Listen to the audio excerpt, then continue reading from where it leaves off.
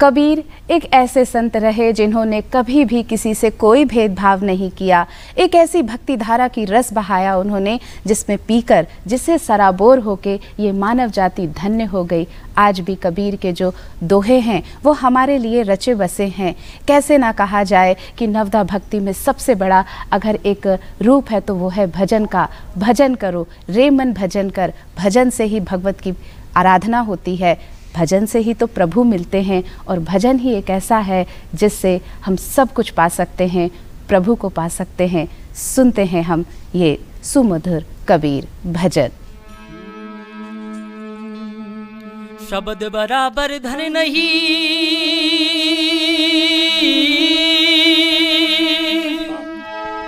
एज शब्द बराबर धन नहीं, और जो कोई बोले बोल हो। हीरा तो दामों मिले, शब्द का मोल न तो।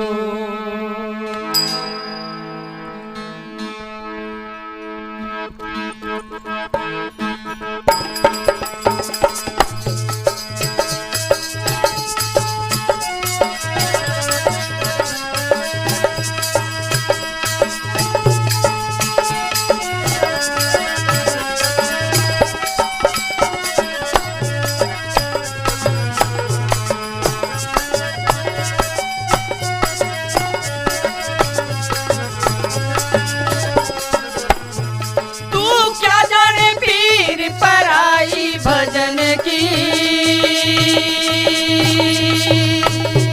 ये नहीं जाने पीर पर आई शब्द की लागी होए तो जाने जो रे भाई। भजन की लागी लागी होए तो जाने जो रे भाई।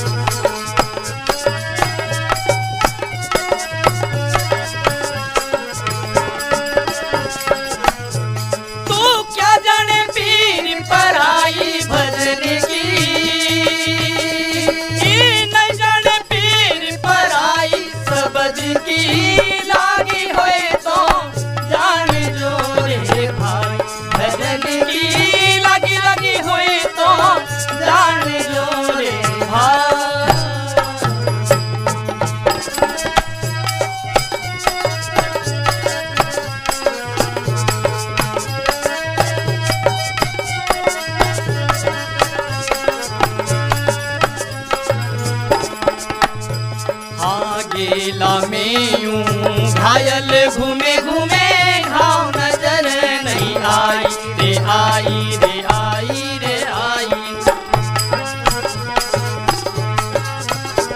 हाँ गेला में यूं घायल घूमे घूमे घाव नजर नहीं आई रे आई रे आई रे आई।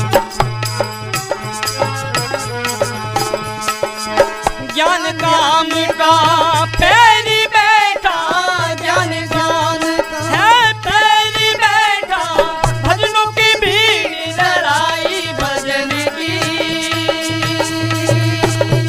है, भजनों की भीड़ लड़ाई सबदी की लागी हुए तो जान जो रे भाई। भजन की लगी लगी हुए तो जान जो रे भाई।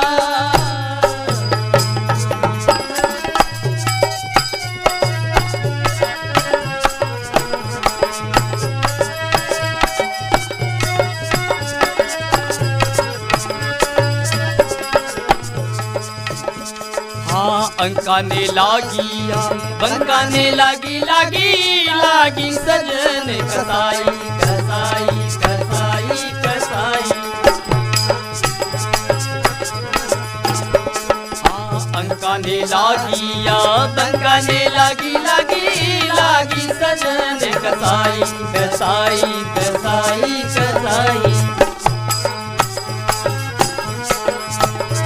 हाँ बलक बुखारा ने ऐसी लागी, बलक बुखारा है ऐसी लागी, हो छोड़ दी नी दादी काई भजन की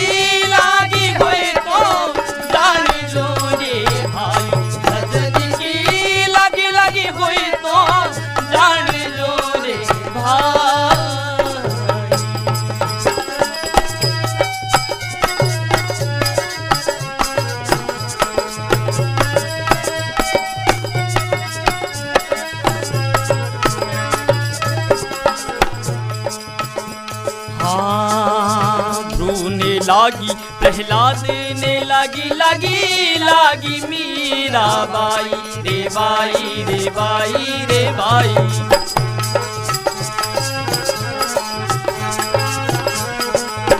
झूले लागी प्रहलाद ने लागी मीरा बाई रे बाई रे बाई रे बाई।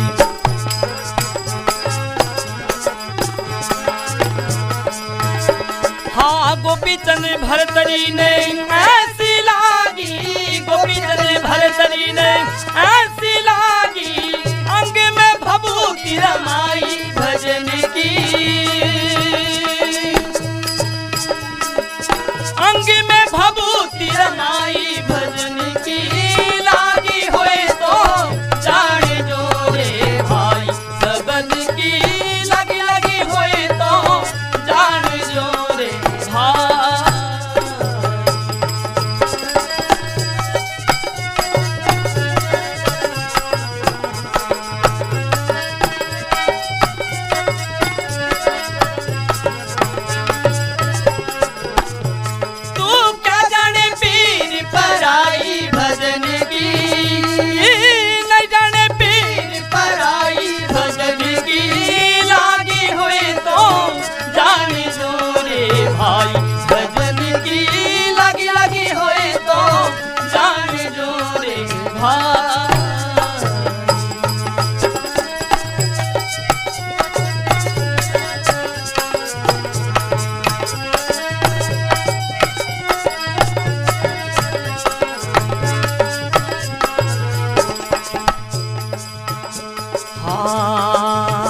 ने मारी 25 बस कर ले मोन गढ़ ले हो जगाई जगाई जगाई जगाई।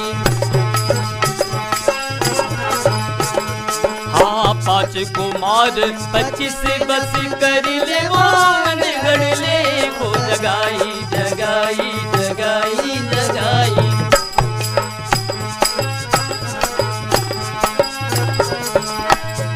हाँ कहे कबीर